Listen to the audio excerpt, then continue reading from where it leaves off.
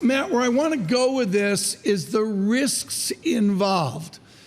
James Michener was so upset over the myth-making and the certitude that it was all safe that he wrote a book called Space just to walk through in his historical fiction the risks involved. Are we ready today for the risks that they took that we need to take in the future? Well, I think we're certainly much better prepared for those risks than they were, 50 years ago. I mean, you can't overstate how the kind of just human bravery of people putting themselves on top of a rocket with really primitive technology to kind of go and land on the moon.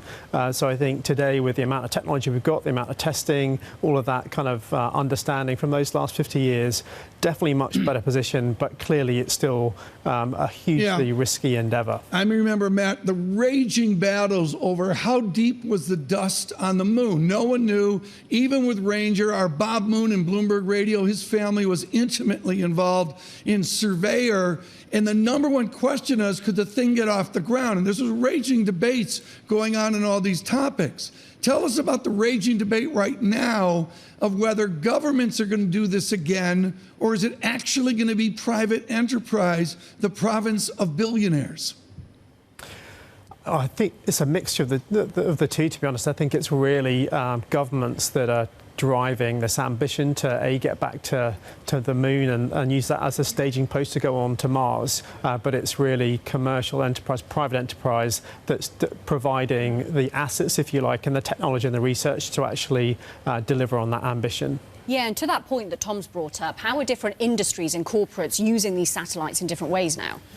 Yeah, I mean, the satellite industry has changed hugely. A few years ago, it cost $300 million to put a satellite up there. They were enormous. And now they cost somewhere, $1, $2, $3 million. They're very small, incredibly sophisticated. And together with big data and advanced artificial intelligence, you can do this really complex monitoring. And, they're using it for the environment, for crop growth, for mine monitoring, for even hedge funds use it to kind of to monitor kind of retail performance. So yeah, really sophisticated, and it's a combination of all those different technology advances and the cost coming down that's allowing them to do that. Matt, I actually did in college studies on the space shuttle propulsion system and also the idea of going to Mars. I mean, I understand it's 50 years on by the moon. It's nowhere on from Mars, and this isn't, the movie The Martian as well. Do we have the propulsion systems ready today to go farther than we did 50 years ago?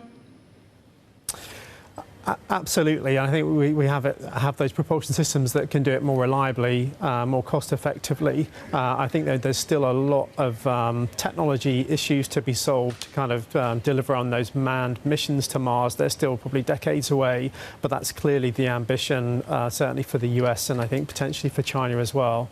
But we're a long way there, and I think being on the moon and having a permanent establishment there is really important to that.